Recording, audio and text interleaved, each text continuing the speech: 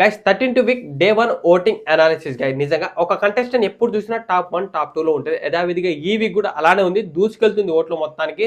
తనుజ వచ్చేసి టాప్ 1 లో వచ్చేసి 30% లో తనుజ ఉన్నారు. కళ్యాణ్ వచ్చేసి ఈ వీక్ నామినేషన్ లేడు కాబట్టి తన ఓట్లు కూడా కొన్ని ఫేవరబుల్ గా పడుతున్నాయి వీళ్ళిద్దరు బాండింగ్ మధ్యలో. ఇంకొకటి ఏంటంటే సంజన గల్రాని ఎక్స్పెక్ట్ చేయనట్టు సెకండ్ ప్లేస్ లో 18% లో. ఇమానియల్ ఈ వీక్ నామినేషన్ లేడు కాబట్టి తన ఓట్లు కూడా కొన్ని ఫేవరబుల్ గా పడుతున్నాయి సంజన గల్రానికి. సాటర్డే సండేకి గట్టి వార్నింగ్ పడ్డది కదా సంజన గల్రా, అది చాలా వరకు జనాల్లో అంటే అలా కలిసిపోవడం వల్ల ఫేవరబుల్ జరిగి ఓట్లు చాలా అంటే చాలా బీభత్సంగా పడుతున్నాయి సంజన గల్రానికి. సెకండ్ ప్లేస్ లో సంజన గల్రాని. తర్వాత ఒక కంటెస్టెంట్ అంటే ఊహించినట్టుగా ఓట్లు పడుతున్నాయి, అది ఫేక్ ఓటింగ్ అనుకుంటున్నారా జెన్యున్ ఓటింగ్ అనుకుంటున్నారా కింద కామెంట్ చేయండి.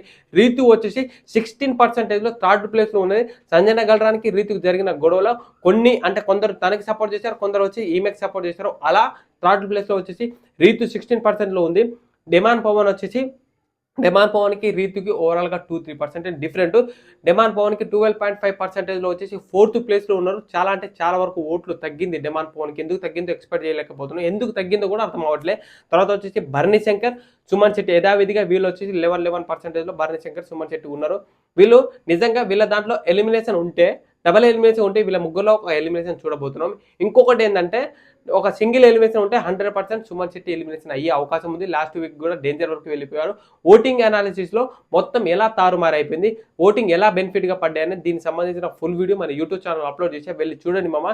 ఇక్కడ మన బ్రాడ్కాస్ట్ ఛానల్ ఉంటుంది, దాంట్లో జాయిన్ అవ్వడం మాత్రం మర్చిపోకండి. యూట్యూబ్ ని సంబంధించిన ప్రతి ఒక్క లింక్ దీంట్లో క్లారిటీగా పిన్ టు పిన్ ఉంటుంది. సో ఫాలో కొట్టు ఈ వీడియో షేర్ చేయి.